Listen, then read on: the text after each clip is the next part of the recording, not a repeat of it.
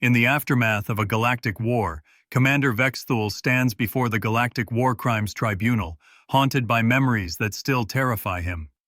He was once a decorated veteran of the Korthani military, a species known for its calculated, brutal efficiency. But everything changed the day his fleet made first contact with humanity. What began as a routine diplomatic mission quickly turned into a disaster that shattered Korthani expectations. Humans, deemed primitive but promising, defied every rule of engagement and turned their own station into a deadly trap. In that moment, Vexthul realized that humanity wasn't just another opponent to conquer. They were something far more dangerous. They fought with an unpredictability, a relentless drive that no alien war protocol could anticipate. As the tribunal listens, Vexthul's testimony reveals the shocking truth. Humanity doesn't follow the rules of war because they make their own. And in the end, it wasn't just a war they fought. It was the very concept of defeat that they refused to accept. The first contact disaster. The courtroom stretched before Commander Vexthul like a canyon of judgment. The three-headed tribunal sat elevated on their crystal platform, each representing a different galactic civilization. To his left, the tall, graceful Etherians with their translucent blue skin. To his right, the heavily armored Brutax delegation, their mechanical limbs clicking softly against the metal floor. And in the center, the ancient Wise Ones, beings so old that their true forms had long since merged with their life support systems. Vexthul's four arms trembled slightly as he approached the witness stand. His scaled, reptilian features showed the wear of countless battles, but nothing had aged him more than the 3-year conflict that had ended 5 years ago. The war that had changed everything the galaxy thought it knew about warfare, about civilization, and about a species called humans. "Commander Vexthul," spoke Judge Aelnaris, her ethereal voice echoing through the chamber. "You have requested this hearing to provide testimony regarding the conflict between the Korthani Empire and the species known as humans. Is this correct?" Vexthul's throat felt dry as sand. "Yes, Your Honor. The galaxy needs to understand what we faced, what we learned, what we became." "Begin your testimony," rumbled Judge Gorath from the Brutax delegation, his mechanical voice processing through multiple speakers. "Tell us about your first encounter." The old commander closed his golden eyes for a moment, and he was back there again. Back to when the Korthani Empire ruled 17 star systems and considered themselves the supreme military force in this arm of the galaxy. Back to when they thought conquering a new species would be as simple as it had always been. "It was supposed to be routine," Vexthul began, his voice growing stronger with each word. "The humans had achieved basic spaceflight but hadn't left their home system. Our intelligence indicated they were a typical emerging civilization. Tribal, fractured, focused on resource extraction rather than military development. They seemed perfect for integration into the Empire. The first Korthani ships had entered the Sol system with standard protocols. No weapons charged, communication arrays active, diplomatic corps prepared for the usual sequence of contact, negotiation, and eventual submission.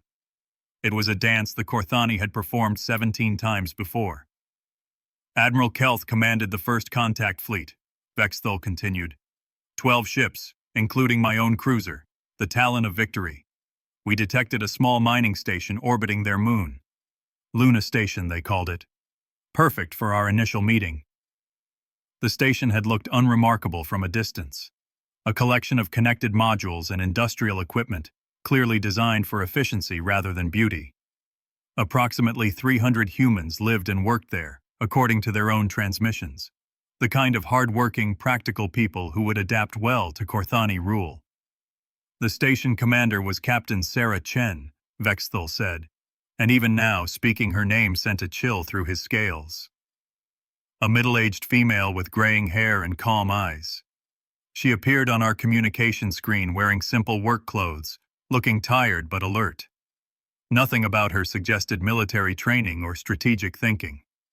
Captain Chen had listened patiently to Admiral Kelth's translated offer of protection and integration. She had asked reasonable questions about trade agreements and cultural exchange. She had even seemed interested in Korthani technology and scientific achievements. For 47 minutes, the conversation had proceeded exactly as expected. Then Captain Chen smiled, Vexthul said, his voice dropping to almost a whisper. I had studied dozens of species during my military career. I knew their expressions, their body language, their tells. But that smile was different. It wasn't submission or fear or even curiosity. It was anticipation. The tribunal members leaned forward slightly. Judge Kelvar, the eldest of the wise ones, spoke through his translation device. Anticipation of what? Of the hunt, Vexthul replied. She had been waiting for us. Captain Chen had politely declined Admiral Kelth's offer of protection. She had explained that Luna Station was an independent facility, and that any formal negotiations would need to involve Earth's various governments. She had suggested that the Korthani fleet might want to dock at the station while those arrangements were made. It seemed reasonable, even helpful. Dr. Marcus Webb, the station's chief engineer, gave us a complete tour, Vexthul remembered. He showed us their mining operations, their living quarters, their recreational facilities. Everything seemed genuine. Webb was friendly, knowledgeable, eager to share human achievements with advanced aliens. He even invited our technical staff to examine their equipment. The Korthani had seen nothing suspicious. The humans used primitive but effective technology. Their weapons were limited to basic projectile systems for asteroid defense. Their living spaces were cramped but comfortable. Their work areas were noisy and cluttered but productive. It was exactly what an emerging civilization should look like. Admiral Kelth decided to establish a temporary command post on the station, Vexthul continued. Standard procedure when dealing with a new species.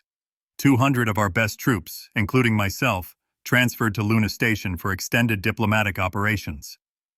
The first sign of trouble had been subtle. Equipment failures in the Korthani sections of the station. Nothing dramatic, just small breakdowns that required human assistance to repair.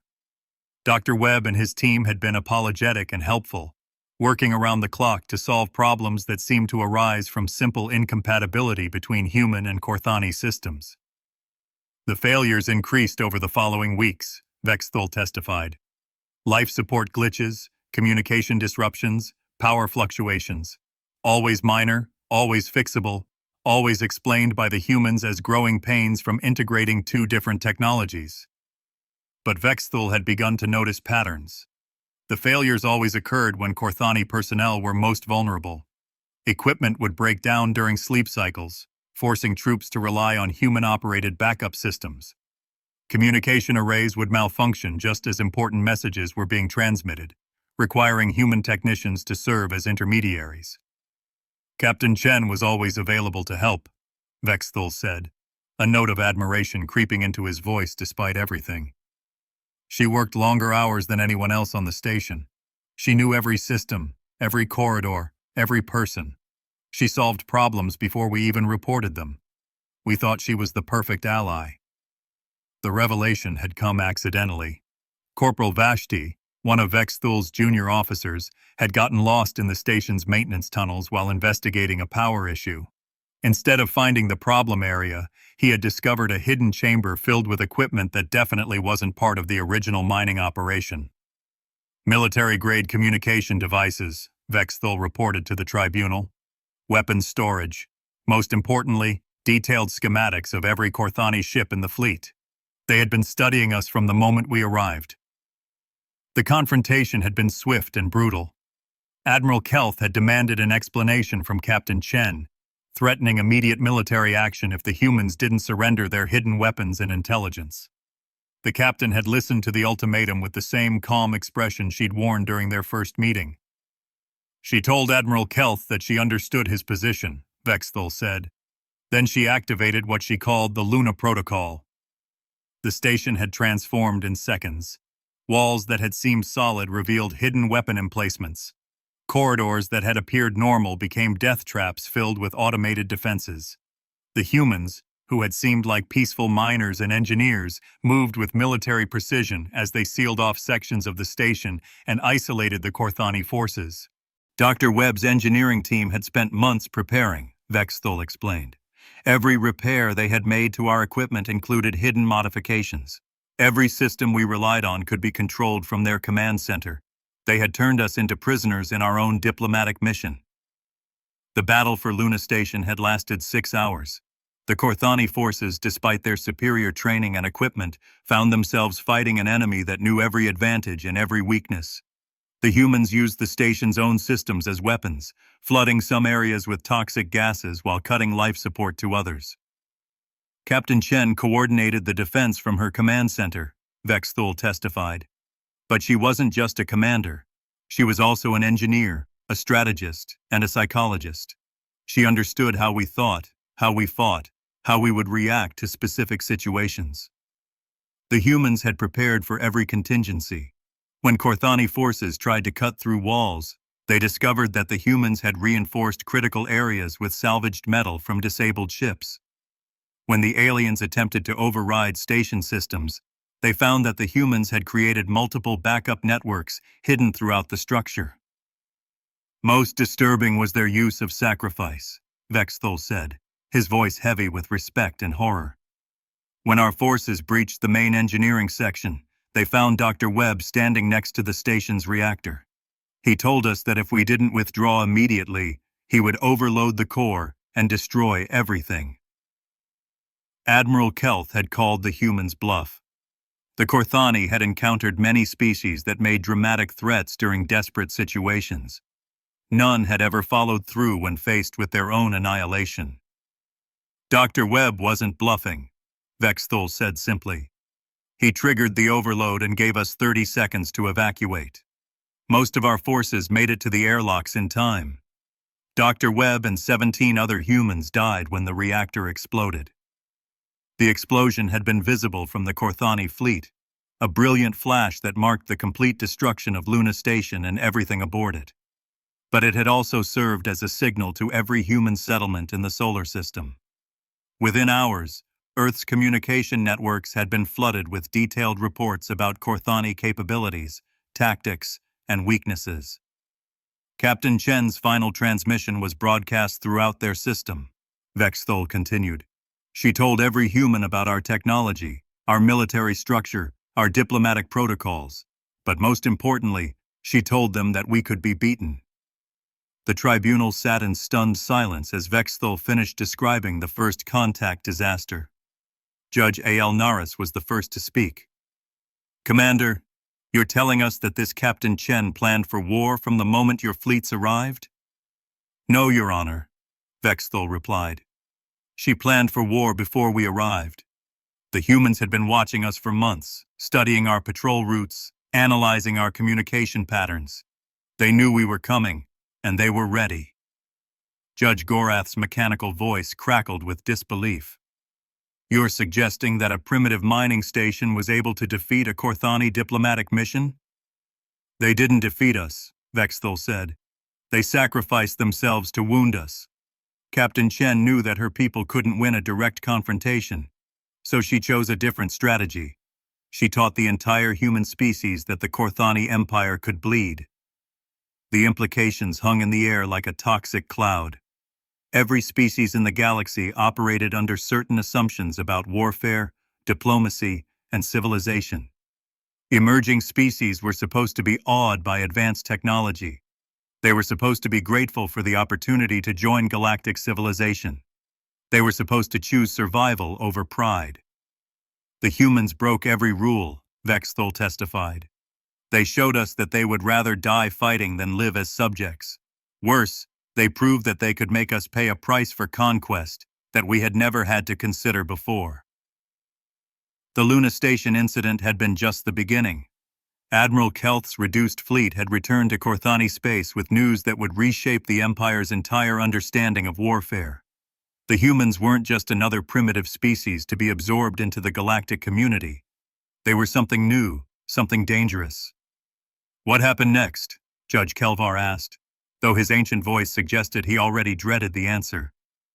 Vexthul straightened in his chair, his golden eyes reflecting the courtroom's harsh lights. The Emperor declared that the human problem required a different approach. If they wanted to fight, we would give them a war they couldn't win. If they wanted to sacrifice themselves, We would accept their offer. The commander paused, gathering his strength for what came next. The Luna Station disaster had been shocking, but it was only the first movement in a symphony of horror that would change both species forever. 6 months later, Vexthul continued, the Empire launched the largest military operation in our history. Operation Final Solution was designed to end human resistance permanently. We assembled a fleet of 300 ships and 500,000 troops. Our target was their most important colony world, a place called Terra Nova. The tribunal members exchanged glances filled with foreboding.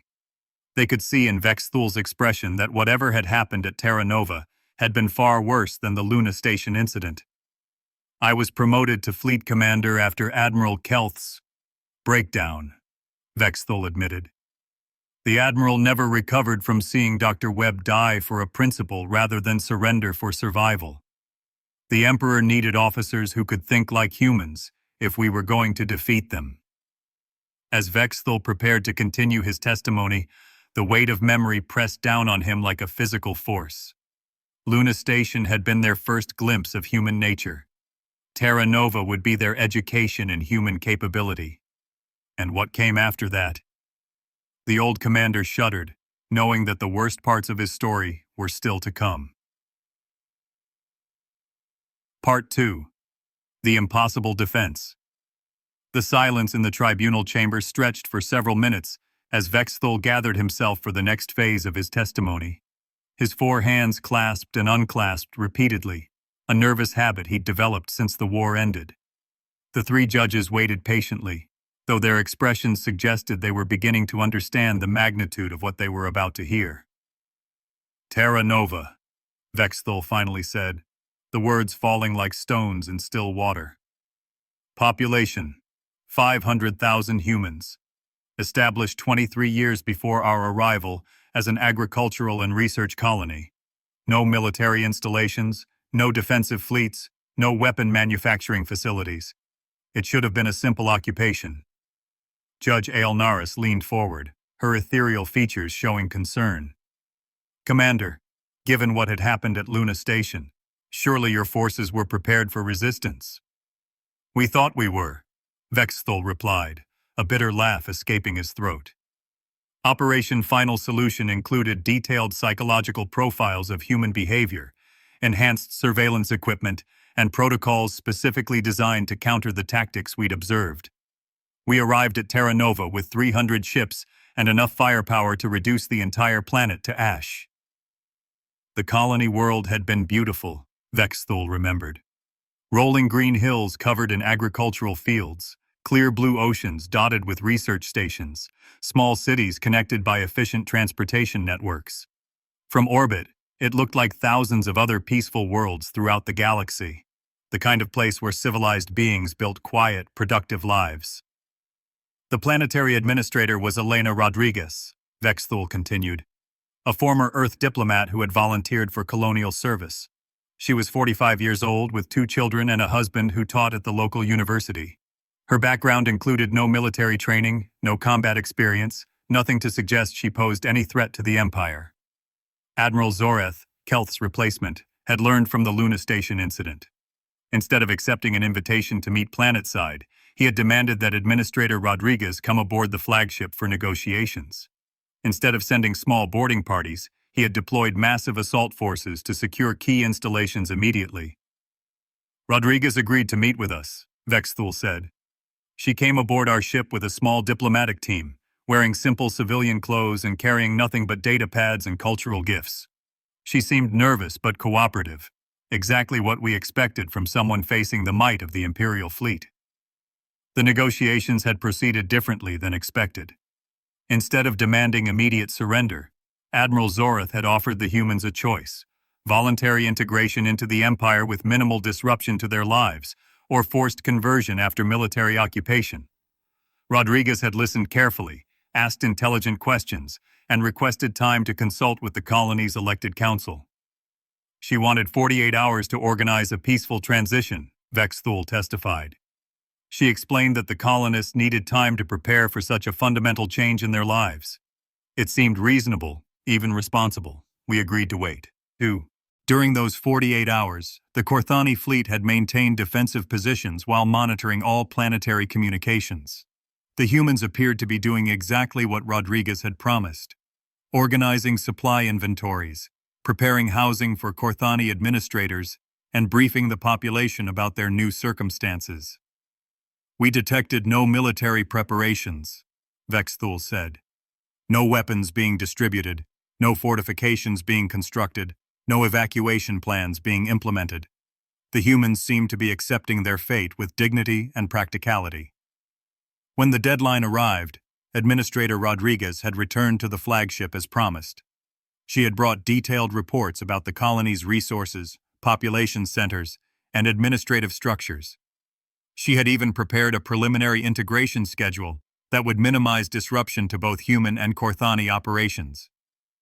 Then she told Admiral Zoreth that the colonists had voted to reject the Empire's offer, Vexthul said, his voice growing quieter. She explained that while they respected Korthani power, they preferred to maintain their independence. She hoped we could reach some kind of compromise. Admiral Zoreth had given Rodriguez one final opportunity to reconsider. The fleet could destroy every human settlement within hours. The colonists could not possibly resist such overwhelming force. Surely she understood that their situation was hopeless. Rodriguez smiled, Vexthul remembered. The same smile we'd seen from Captain Chen at Luna Station. She told Admiral Zoreth that humans had a saying: "Hope is the thing with feathers." She said we might be surprised by what her people were capable of when they put their minds to it. The orbital bombardment had begun exactly 12 hours later. The Korthani fleet targeted communication centers, transportation hubs, and government buildings. The goal was to cripple the colony's ability to coordinate resistance without causing excessive civilian casualties. A surgical strike designed to demonstrate imperial power while preserving valuable human resources. The bombardment lasted for 6 hours, Vexthul testified. "We destroyed every major installation on the planet. The humans had no way to communicate with each other across continents, no way to move supplies efficiently, no central authority to organize their response. According to every military doctrine in the galaxy, they should have surrendered immediately. Instead, the humans had vanished. When Korthani landing forces reached the surface, they found empty cities and abandoned towns. 500,000 people had simply disappeared, leaving behind no trace of where they had gone or how they had moved so many individuals without detection. The first clue came 3 days after landing, Vexthul continued. A patrol of 50 Korthani troops was investigating an abandoned school when they discovered that the building wasn't actually abandoned. Professor James Carter and 37 human children were hiding in a concealed basement that our scanners hadn't detected. But the children weren't hiding in fear. They had been attending classes, learning subjects that no children should ever need to study. Carter had been teaching them about Korthani anatomy, equipment weaknesses, and psychological vulnerabilities. The 7-year-olds could identify different types of alien weapons. The 12-year-olds could explain how to disable Korthani communication devices. Professor Carter surrendered peacefully, Vexthul said. But he told our forces that they were too late. The children had already graduated from his program. Their real education was just beginning. The discovery of the hidden school had led to a systematic search of every building on the planet. What the Korthani found challenged every assumption they held about civilian populations and military resistance. The humans hadn't fled Terra Nova. They had burrowed into it. Every structure contained hidden spaces, Vexthul explained. Basements beneath basements, tunnels connecting buildings that appeared separate, concealed chambers that our most advanced scanners couldn't detect. The entire colony had been secretly redesigned over the course of 48 hours. Dr. Lisa Patel, the colony's chief medical officer, had converted the main hospital into something unprecedented, a facility that could treat wounded humans while simultaneously studying captured Korthani prisoners. She had learned more about alien physiology in 3 days than most species discovered in decades of contact. Dr. Patel approached medicine like warfare, Vexthul testified. She identified our weak points, our allergies, our psychological stress responses. Then she shared that information with every human on the planet through an underground communication network we never suspected existed. The resistance had begun with small incidents. Corthani vehicles would malfunction due to sabotaged fuel. Communication equipment would fail because of modifications too subtle to detect immediately. Food supplies would spoil due to contamination that looked like natural bacterial growth. Elena Rodriguez coordinated everything from a mobile command post that moved through the tunnel networks, Vexthul said, his voice filled with grudging admiration. She had transformed from a diplomatic administrator into a military strategist in less than a week. More importantly, she had convinced 500,000 civilians to follow her into a war they couldn't possibly win. The humans had divided themselves into cells of 20 to 30 individuals, each responsible for a specific geographical area or tactical objective. The cells operated independently, but shared information through a relay system that used everything from modified agricultural equipment to trained domestic animals. They turned their children into intelligence gatherers, Vexthul continued. Human young could move through areas that adults couldn't access. They could approach Corthani positions without triggering suspicion. Most disturbing, they could memorize complex information and carry it across vast distances without any technological assistance. The psychological pressure on Corthani forces had been relentless. The humans seemed to know everything: which soldiers were homesick, which officers had family problems, which units were experiencing morale issues. They would broadcast personal messages through hijacked communication systems, targeting individual Corthani by name and exploiting their specific fears and weaknesses. They made us afraid of our own shadows, Vexthul admitted. Every sound could be a human infiltrator. Every mechanical failure could be sabotage. Every friendly conversation could be psychological manipulation. We stopped trusting our equipment, our intelligence, and eventually each other. The turning point had come when Dr. Patel's medical research yielded a breakthrough that changed the nature of the conflict entirely. Working with biological samples from captured Corthani prisoners, she had identified a specific vulnerability in their immune systems. She created a biological agent that was harmless to humans but deadly to Corthani, Vexthul testified. Not a weapon of mass destruction, but something far more insidious. A pathogen that could spread through air circulation systems, water supplies, even direct physical contact. The first outbreak had occurred at Forward Base Alpha, the largest Corthani installation on Terra Nova. Within hours, 2,000 troops were experiencing symptoms that ranged from severe nausea to complete respiratory failure. The medical staff had no idea what they were dealing with or how to treat it. Dr. Patel contacted our base directly, Vexthul said. She offered to provide medical assistance to our affected personnel. She explained that she had developed a treatment for what she called colonial fever, but she would only share it under specific conditions. The conditions had been simple but humiliating. The Corthani would release all human prisoners. They would withdraw their forces to a single fortified position. They would allow human medical teams to treat both human and alien patients. In exchange, Dr. Patel would provide the cure that could save thousands of Corthani lives. Admiral Zoreth refused, Vexthul continued. He believed that accepting help from humans would demonstrate weakness. He ordered our medical staff to develop their own treatment while maintaining full military pressure on the resistance. The biological agent had continued to spread through Corthani forces, but slowly enough that infected individuals could transmit it to others before showing symptoms. Within 2 weeks, half the occupation army was either sick or caring for sick comrades. Equipment maintenance suffered. Patrol schedules collapsed. Command structure deteriorated as officers focused on medical crises instead of military objectives. Elena Rodriguez made a final offer, Vexthul said. Complete withdrawal of Corthani forces from Terra Nova in exchange for the medical cure and a promise that the biological agent would never be used against other Imperial worlds. She gave Admiral Zoreth 24 hours to decide. The Admiral's response had been to order a nuclear strike against the largest human settlement. If the colonists wanted to wage biological warfare, the Empire would respond with total annihilation. The missile launch had been detected immediately by human surveillance networks hidden throughout the planet. Rodriguez's final message was broadcast to every Corthani position simultaneously, Vexthul testified. She told us that the humans had always known this moment would come. They had prepared for it. They welcomed it. The nuclear warhead had never reached its target. A small human spacecraft, piloted by Elena Rodriguez herself, had intercepted the missile in flight and detonated both warheads in the upper atmosphere.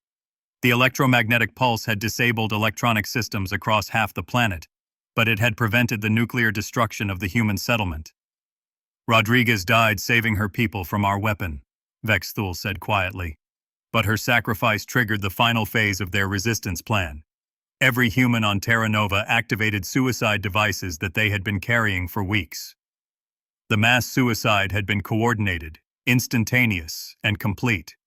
500,000 humans had chosen death over surrender, but they had died in specific locations and specific ways designed to maximize the psychological impact on their conquerors. They died in front of us, Vexthul explained.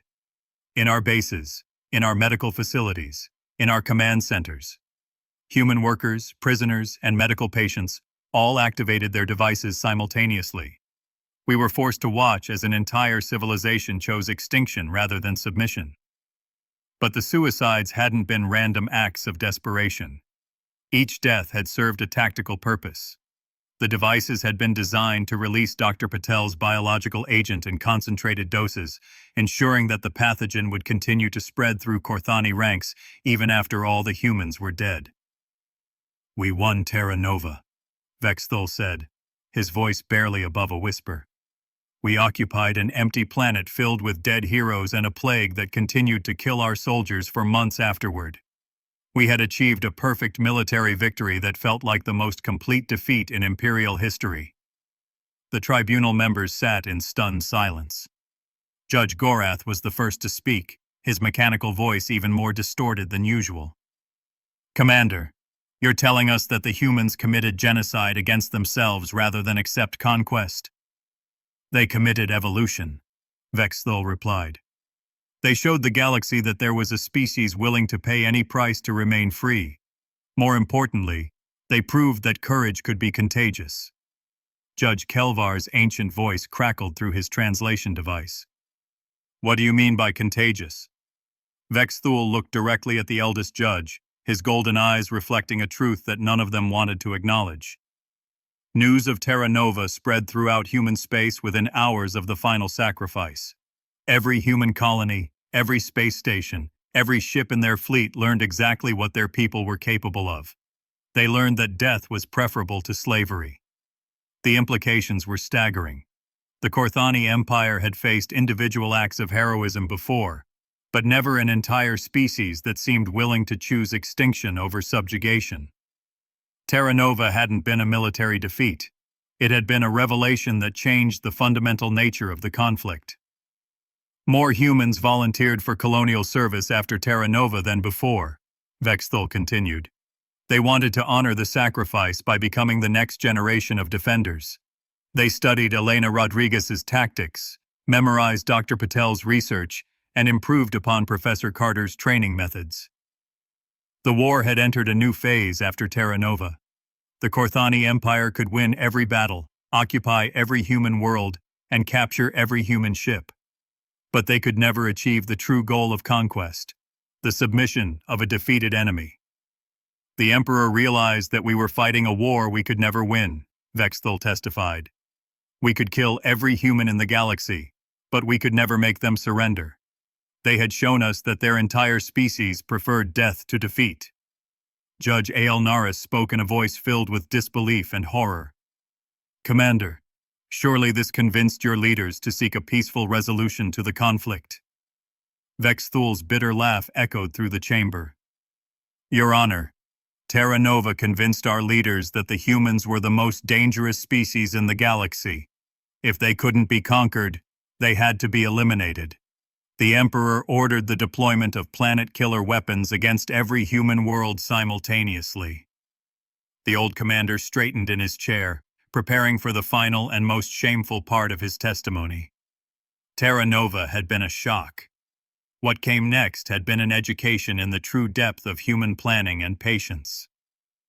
That decision, Vexthul said slowly, led to the third phase of the war. The phase where we learned that the humans had been planning for our response since the moment they first detected our ships. The price of understanding.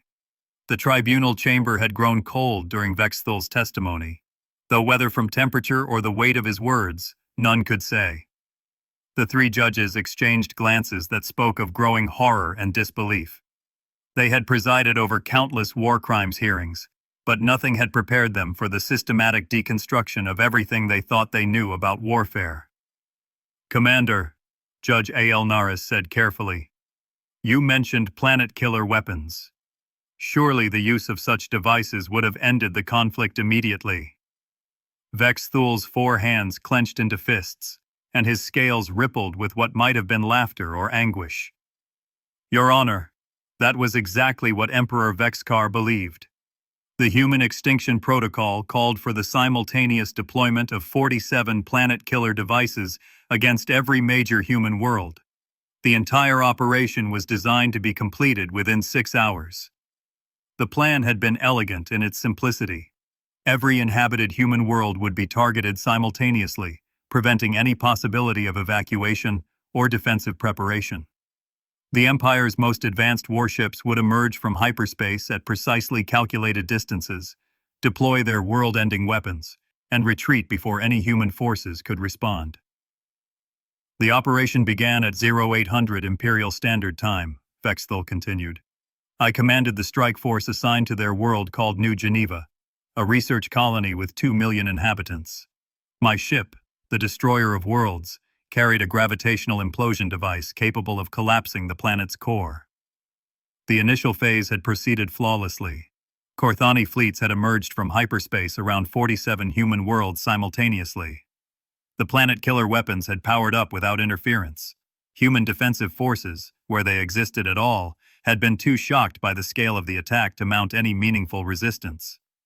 We should have completed the extinction in 4 hours, Vexthul said. Instead, we discovered that the humans had been expecting this exact scenario for over a year. The first sign of trouble had come when Vexthul's targeting systems locked onto New Geneva.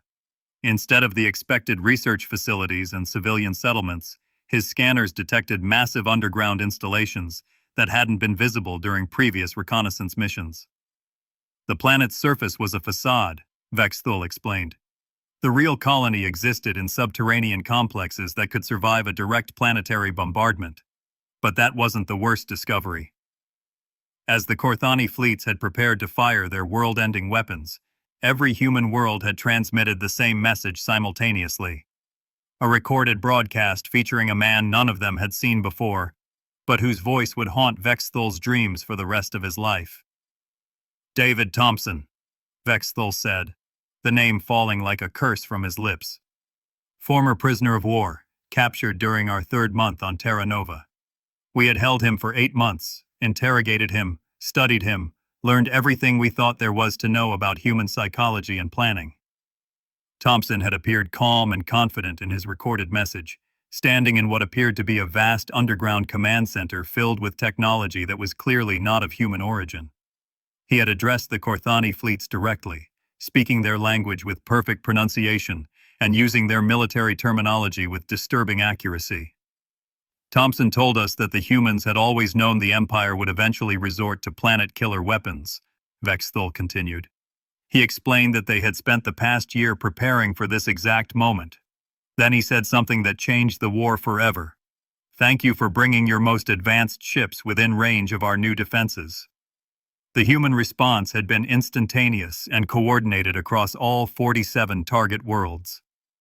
Unknown weapons systems had emerged from planetary surfaces and fired projectiles that no Korthani scientist had ever seen before. The projectiles hadn't been designed to destroy the Imperial ships, but to capture them. "Gravitational tethers," Vexthul said, his voice filled with unwilling admiration. "The humans had reverse-engineered our own technology and improved upon it. Instead of using gravity to destroy planets, they used it to trap our most powerful warships. The Destroyer of Worlds had been caught in an artificial gravity well that made escape impossible while simultaneously preventing the ship from firing its weapons. 46 other Imperial vessels had found themselves in identical situations, held helpless above the worlds they had come to destroy. David Thompson's second transmission came 1 hour later, Vexthul testified. He informed us that the gravitational tethers would hold our ships indefinitely, unless we agreed to meet his terms for negotiation. The terms had been unlike anything in galactic diplomatic history. The humans demanded the immediate withdrawal of all Korthani forces from human space, the return of all prisoners and captured materials, and most shocking of all, the complete demilitarization of the Imperial fleet. Emperor Vexkar's response was to send the reserve fleet to destroy both our trapped ships and the human worlds, Vexthul said. He believed that the loss of 47 advanced warships was acceptable if it meant eliminating the human threat permanently. But David Thompson had anticipated this response as well. When the reserve fleet arrived at the first target world, they found something that violated every principle of physics the Korthani understood. The human colonies were no longer there. Entire planets had been moved, Vexthul explained, his voice showing the strain of describing something that still seemed impossible. Not destroyed, not evacuated, physically relocated to different positions in space. The humans had somehow mastered gravitational manipulation on a scale that our greatest scientists believed was theoretically impossible. The reserve fleet had found themselves facing empty space where thriving worlds should have been, while the trapped Imperial ships remained held by gravitational fields that seemed to have no source. The humans had essentially made their entire civilization disappear while maintaining weapon systems that could hold the Empire's most advanced vessels hostage. Thompson's third transmission came from an unknown location, Vexthul continued. He told us that the human colonies now existed in a parallel dimensional space that the Empire could never reach. He offered to return our trapped ships and crews in exchange for a formal peace treaty and reparations for the damage we had caused. Emperor Vexkar had refused, ordering the reserve fleet to destroy the gravitational tether devices by any means necessary. The result had been a battle that redefined the Korthani understanding of human technological capabilities. The humans didn't fight us with ships or traditional weapons, Vexthul said. They fought us with space itself. Gravity became their weapon, time became their shield, and the fundamental forces of the universe became their army. The reserve fleet had found themselves unable to target devices that existed in multiple dimensions simultaneously. When they fired on one location, the tether generators would shift into parallel space and reappear somewhere else. When they attempted to use their own gravitational weapons, the humans would redirect the energy back at the Imperial ships. We lost the entire reserve fleet in 6 hours, Vexthul testified. 300 ships, 500,000 personnel, all destroyed by weapons we couldn't see or understand. The humans accomplished what no other species in galactic history had ever achieved. They made the Korthani Empire afraid. David Thompson's final transmission had been broadcast throughout Imperial space, reaching every Korthani world and military installation simultaneously. He had spoken directly to the Emperor, using information that could only have been obtained through extensive infiltration of the highest levels of Imperial government. Thompson knew about classified military operations, personal details about Imperial family members, strategic plans that were known only to the Emperor's inner circle, Vexthul said. He proved that human intelligence networks had penetrated every level of our society without detection.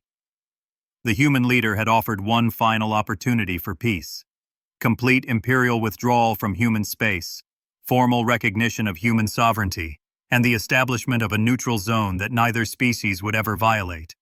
In exchange, the trapped Korthani ships would be returned, and the humans would share some of their advanced technology for peaceful purposes.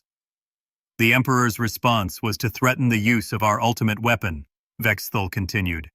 The Reality Shaper, a device capable of rewriting the fundamental laws of physics in a localized area.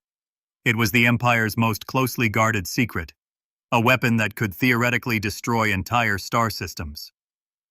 Thompson's response had been immediate and terrifying. Within minutes of the Emperor's threat, every Korthani world had experienced simultaneous system-wide communication failures. When contact was restored, Imperial scientists discovered that the gravitational constant had been altered throughout Korthani space. The humans had changed physics itself, Vexthul said, his voice barely audible. Stars began behaving differently. Planets shifted in their orbits. The reality shaper became useless because the humans had rewritten the reality it was designed to manipulate. The demonstration had lasted exactly 1 hour before normal physics was restored, but the message was clear. The humans possessed technology that made the Empire's ultimate weapon obsolete. They could rewrite the rules of existence itself if threatened with annihilation. Emperor Vexkar sued for peace the next day, Vexthul admitted. For the first time in Imperial history, we surrendered to a species we had intended to conquer. But the peace negotiations had revealed the most disturbing truth of all. David Thompson had not been acting as a desperate leader fighting for survival. He had been executing a plan that had been in development since the first moment humans detected Korthani ships approaching their solar system. Thompson showed us surveillance footage from Luna Station, Vexthul testified. Captain Chen's sacrifice had been calculated from the beginning. She had known that her death would provide the intelligence and motivation necessary for humanity to prepare for total war. Every human action throughout the conflict had been part of an interconnected strategy designed to force the Empire into making increasingly desperate decisions. The resistance at Terra Nova had been intended to convince the Korthani that planet-killer weapons were necessary. The technological demonstrations had been designed to prove that such weapons were ineffective. The humans had planned for our surrender before we had planned for their conquest, Vexthul said. They understood our psychology better than we understood our own. They knew exactly how we would respond to each escalation, and they prepared countermeasures for every possible Imperial action. Judge Gorath's mechanical voice crackled with disbelief. Commander, you're suggesting that this entire war was orchestrated by the humans from the beginning? Not orchestrated, Vexthul replied. Anticipated. The humans studied our species for decades before first contact. They analyzed our military history, our diplomatic patterns, our technological capabilities. By the time we arrived at Luna Station, they already knew how the war would end. The peace treaty had been signed under terms that would have been unthinkable before the conflict began. The Korthani Empire had agreed to pay reparations, share technology, and accept permanent monitoring by human observers. More humiliating still, Imperial military doctrine had been completely restructured based on human recommendations. David Thompson became our military advisor, Vexthul continued. A human prisoner of war became the architect of Imperial defense strategy. He taught us new approaches to conflict resolution, diplomatic negotiation, and technological development. But the changes had gone beyond military and political structures. The war had fundamentally altered Korthani society's understanding of intelligence, courage, and determination. The Empire had encountered a species that could transform any weakness into a strength, any defeat into a victory. We learned that humans don't just fight wars, Vexthul said. They evolve through warfare.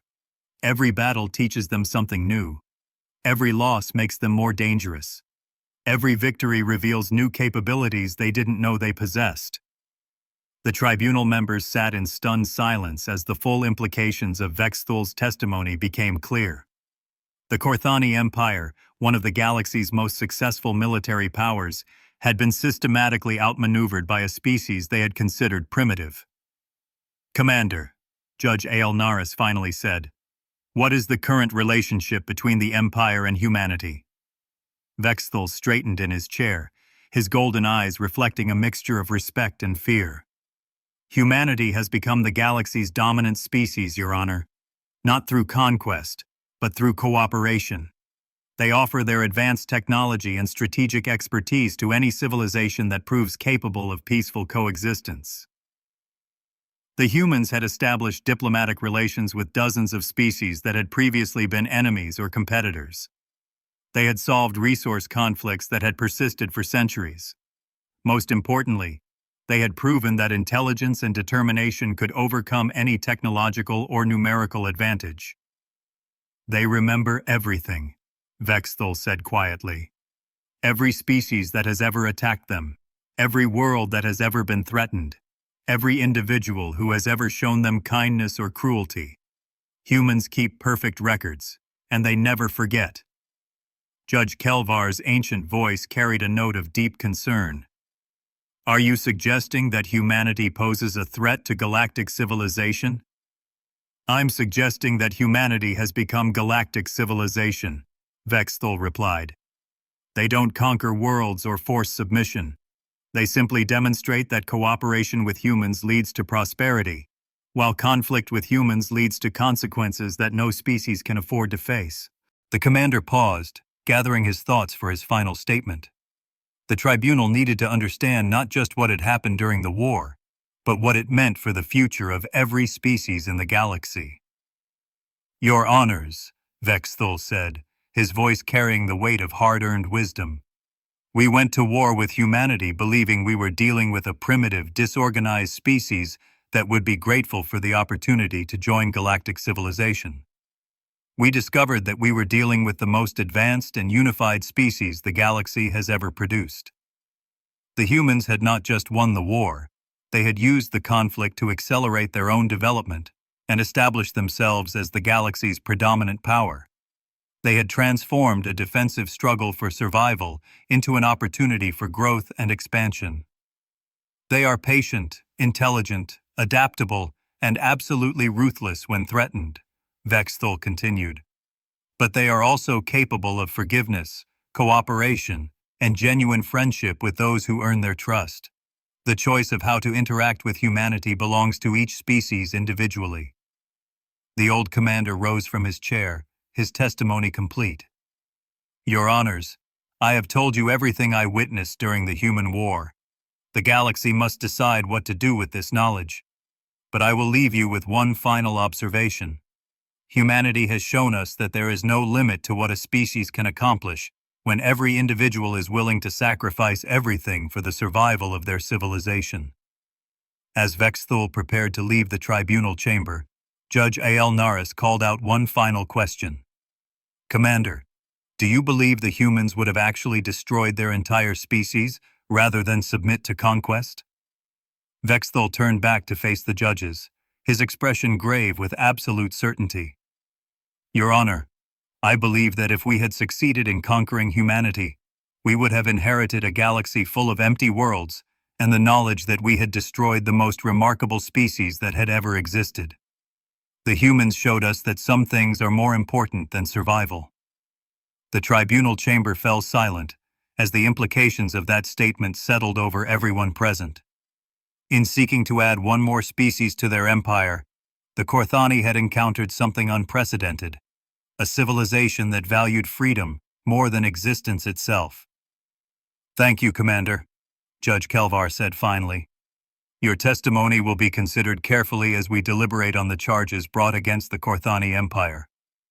As Vexthul walked slowly from the chamber, his four hands trembling with exhaustion and emotion, he knew that his words would reshape how every species in the galaxy understood the nature of courage, sacrifice, and the indomitable power of united purpose.